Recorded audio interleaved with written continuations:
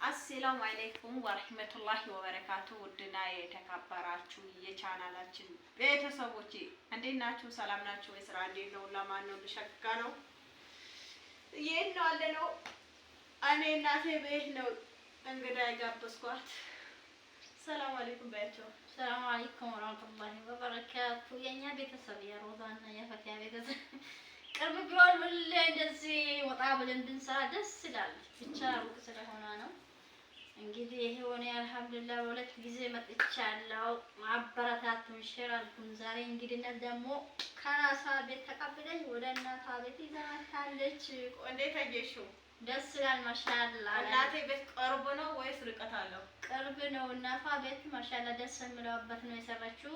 በቃ በዚህ እናቷና አባቷ ይሄን የሰራችበት እየመረቋት ነው። ለሷም ደግሞ ከዚህ በላይ ደግሞ አላህ ያሰጣታል። እናትና አባት ያደረሰታ ሰው ደግሞ ማሻአላህ ይሄው ጎበዝ ናት። እናቷና አባቷን አክብራ ይሄን ሰርታለች። ደስ ይላል። ቤቱ ራሱ በጣም የሚያምረው ወላሂ። እኔም በቪዲዮ እያየሁ ነበረ። በአካል ሳይ ደግሞ በጣም የሚያምረው ነው ወላሂ ደስ ይላል። እና አላህ እድሜና ጤና ይስጣት። ነገ ደግሞ እሷን በልጆቿን የምታርፍበት ጥሩ ደረጃ የምትደርስበት አላህ ያርግላት። እኔ ራሱ በጣም ደስ ብሎኛል ሲመጣ ማለት ነው። ደስ አለኝ ወላሂ ማሻአላህ።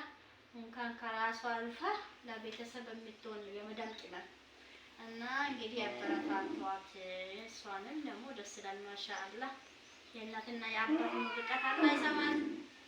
ሰምቷታል ደግሞ እሺ አላህ ይጨርሽ። እሺ ለቤተሰብ ምሳሌ አሁን እንደኔ እና ለአንቺ መሳያ ትሰጥሻለሁ። ለቤተሰብ ቅርብ መሆን ትወጃለሽ? ጥሩ ነው የምትሆነው ለቤተሰብ ቅርብ መሆን። ይሄም እስኪ ለእናንተ ለቤተሰብ ቅርብ መሆን ትወዳላችሁ ወይስ አለመሆን ትወዳላችሁ? ይሄም ለእናንተ ጥያቄ ነው። እስኪ ኮሜንት አስቀምጡ። አሁን እንደኔ የራስሽን መሳያ ትሰጫለሽ። እንደኔ ማለት ነው ለቤተሰብ ቅርብ መሆን ርቀቱም አይቼዋለሁ፣ ቅርቡም አይቼዋለሁ።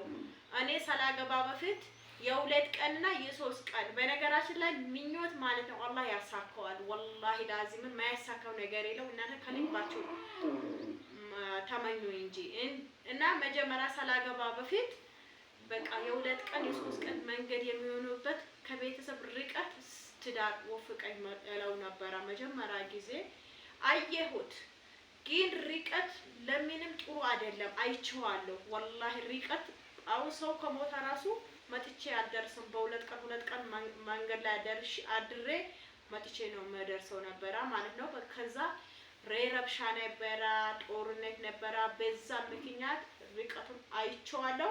ተመልሼ ደግሞ መጣ ልጄን የመጀመሪያዋ ልጄን አርግዤ ለወልድ መጣ። ከዛ ተመልሼ አልሄድኩም፣ ግን ባለቤቴ ተመልሶ ሄደ። የሆነ ጊዜ ውጭ ሀገር ለመሄድ ቻው ልለው ሂጄዋለሁ እሱ ጋር ማለት ነው። ግን በነገራችን ላይ ርቀት በጣም ርቀት አልወደውም።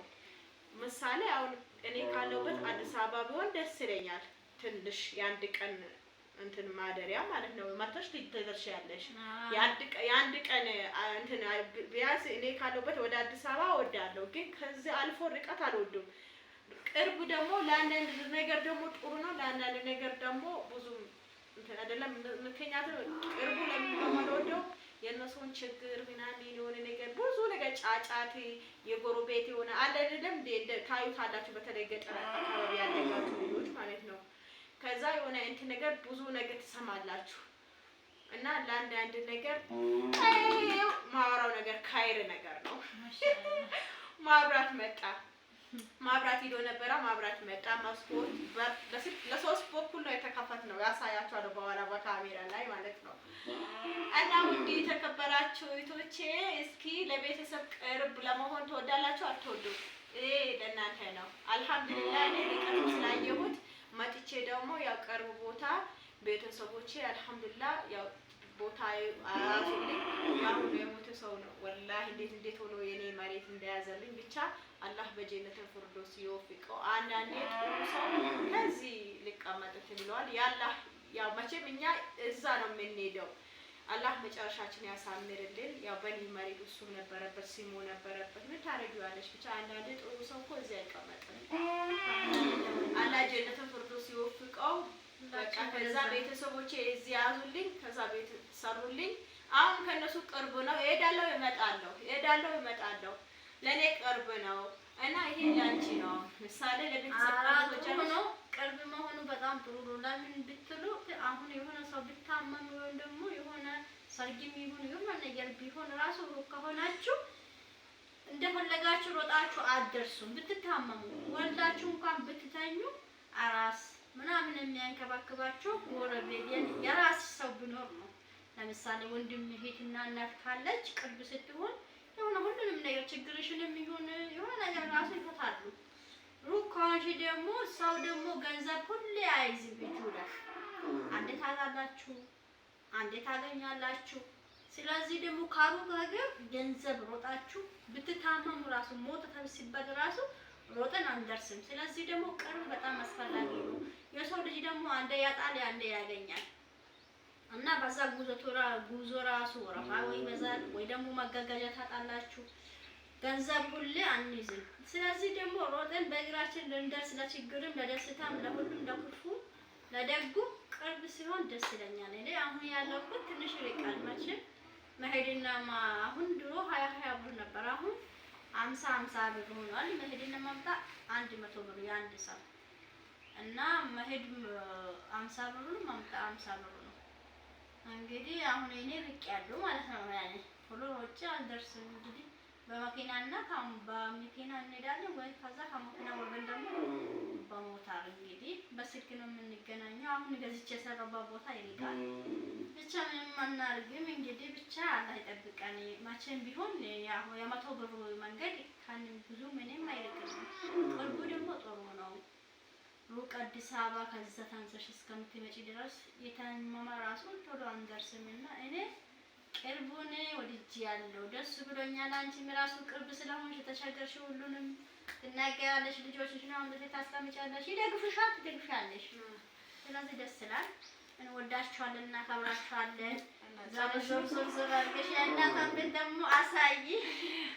በኔ ካሜራ በኔ ዘጋኸው እና መጀመሪያ ማብራት ነበረ ሙዲቶቼ።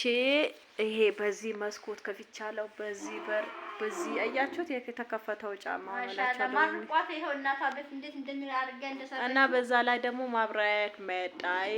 የዛሬ ምስንት አመት ማርቋት እሷን እሺ፣ እንዴት እንደሚያምር እንዴት እንዳባ ምኑ ነው የሚያምረው? አንቺ በስንት በጂፕስ የሚሰራ አለ። ይሄ ቢያንስ የድሃ ቤት ይሄ ላንቺ እኮ ትልቅ ነው ሰው ባያሱ እና ይሄ በርካፍተኔ የሰራኔ ይኸው ማብራት መጣ እላቸዋለሁ። የምናገረው ካይረ ነገር ነው መሰለኝ። እንግዲህ በዚህ በኩል ልጄ ተኝታለች፣ ታማለች። ዱአ አድርጉላት እስኪ እላቸዋለሁ ውዲቶቼ። እናቴ ቤት ነው። አሁን ጠዋት ነው ጠራርጌ ምናምን ፋፋ አርጌ ሂጄ ነበረ። ይሄው እንግዳ በድንገት ደግሞ እሷ ሳትነግረኝ በድንገት ብቅ አለች። እንግዲህ ምን ዛሬ ደግሞ እናቷን ቤት ጎበኘው። ማሻአላ በአካል እንኳን በካሜራ እንዳየሁት በአካል አይቻለሁ። ደስ ይላል። ደግሞ በሰርግ በድግስ እንድንገናኝ አላህ ያድርግልን።